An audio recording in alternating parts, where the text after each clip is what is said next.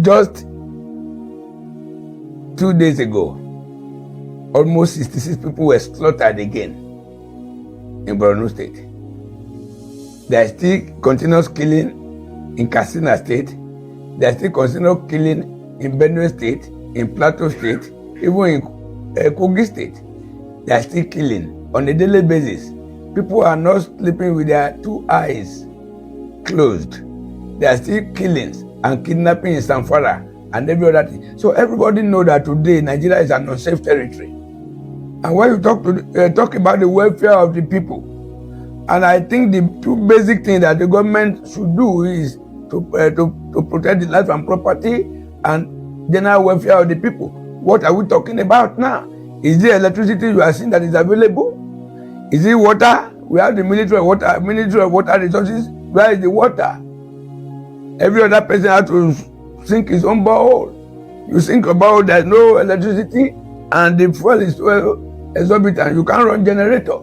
So that you see people taking bucket, going to almost 1 kilometer away to go and fetch water. So is it education that we say is okay? Is it health sector that is okay? Look at it, less than a week now. A medical doctor collapsed after 72 hours of continuous walking. He died. So what are we talking? Why will you allow somebody that's supposed to do shift of about 8 hours to do 72 hours? So which aspect of life?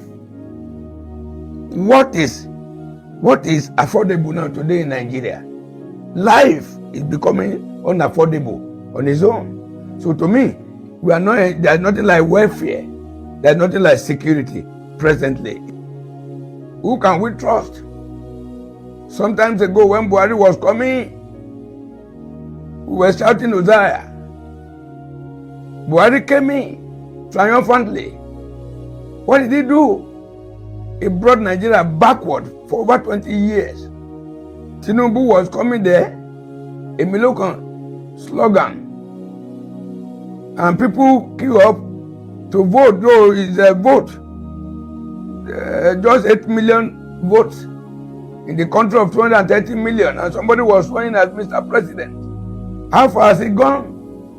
Without consulting with any cabinet, without consulting with any advisor, he manned the podium. The day of his swearing in, and the day is gone. And since that day, peace is gone. Since that day, quality feeding is gone. Since that day, quality clothing is gone. Since that day, Nigerians that are managing fuel to run generator to provide light and illumination for the environment, they can't afford it again. So darkness took over. So to me, Tinubu has not done well at all. A lot of people say renew hope. I don't call it renew hope. I call it renew hopelessness. That is exactly what we have. So if Tinubu can so do, and there is nothing like electoral reform that will give us assurance that they are not going to rig election 2027, are we still expecting Tinubu to come back? If Tinubu come back, the thing will be worse, because if he come back, second tenure is not going for third tenure. So he may not even care. Now that his performance should even spur people into action, voting for him 2027, he's not even performing. Is it when he comes to second tenure? Who again, even in the opposition, are they serious?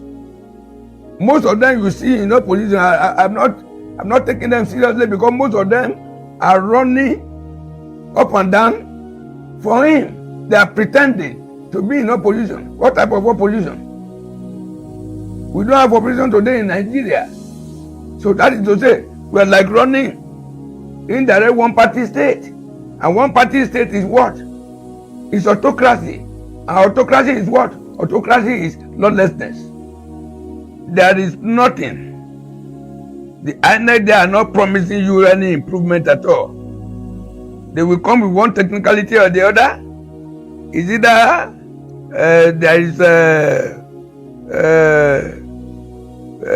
what do they call beaver failure, or IRF failure, or glitches here and there. At the end of the day, they will just do, because there is Nigerians are so docile. We don't hold people responsible for their wrongdoing. That is it. So our docility has been taken for stupidity by this power that be. So to me, 2027, whatever we bargain for is what we will get. But I'm not expecting, except if Nigerians will wake up tomorrow and protest. What is kind of protest? It's not the street protest I'm talking about. Carry your ballot card, voter's card, go to the polling unit, and you make sure whatever is the result from each of those polling units is announced by that same polling unit. And when time will come and these people will manipulate, people should be ready to go to court and witness. By the time a person go to court and request for 20 witnesses and more than 2,000 people are ready to flood the court to bear witness, the judicial people, they will be very careful. That is it.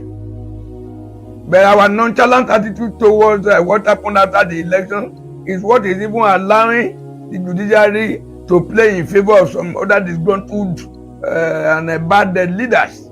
Why am I saying this? Before they change the system, definitely there must be review of Nigeria Constitution as regards that. Is there any review now by the National Assembly? Who are the people in the National Assembly? The 10th Assembly? They are already behaving like an annex of the presidency? That is it. So to me, I think Mr. President will just look for any loyal guy, even if he's a card member of APC, it doesn't matter. Nigerians are so those that will not talk. They will just look for somebody who paid the piper, will dictate the tune. That is it. So to me, I'm not expecting anything positive from the angle of INEC. If the man there now goes, definitely they are still going to. Mr. President will look for a very loyal guy. And I point again that there's nothing anybody can do in this country. The only thing, we still have some credible Nigerians. We still have some Nigerians that they can stake their life instead of them to be corrupt. We still have some Nigerians today, the whole money in the Central Bank of Nigeria cannot buy their conscience. But are those people going to be considered? If you are highly principled in this country today, you are enemy of the wicked people. That is it. So to me, the way the appointment of INEC chairman and commissioners come about, I think that way should be changed. They should amend the constitution to that one. So let all members of political party be in a board that are going to nominate and interview somebody before they send such a person to the Federal National Assembly for clearance. So let all the members of political party have a stake. That is it. But for Mr. President to go and look for one of his old loyalists, an ally, or a very garrulous minister, or special advisor will go and bring somebody that could be loyal to him. They tell him to swear before you do, if we're going to work against them. And at the end of the day, Mr. President will just announce his name. If that is the way the thing continues, no way. You cannot be doing things the same way and be expecting a different result. If the way the emergence of INEC chairman, if the way they are becoming is the way it is going to come, definitely there is nothing positive that will come out of it. I just want to advise Nigerians to first of all remain law-abiding. But I think our simplicity, our docility, our gentility is becoming too bad. And that is why these people take us for granted. We should rise up once. 2027 is another opportunity for us to rise up, vote for the candidate of our choice, stand on the neck of INEC so that INEC will not be able to. The people in power, all the people in power put their power together is not up to the power of the people. So, but if we have our power as a people and we don't want to utilize that our power, INEC will just mess you up. At the end of the day, judiciary, you will vote, the whole state will vote 3 members of House of the tribunal will come and dictate who wins the election. So Nigerians should wake up in the positive. We don't need to take laws into our hands, but we can vent our anger through protest. And the best protest is to protest with our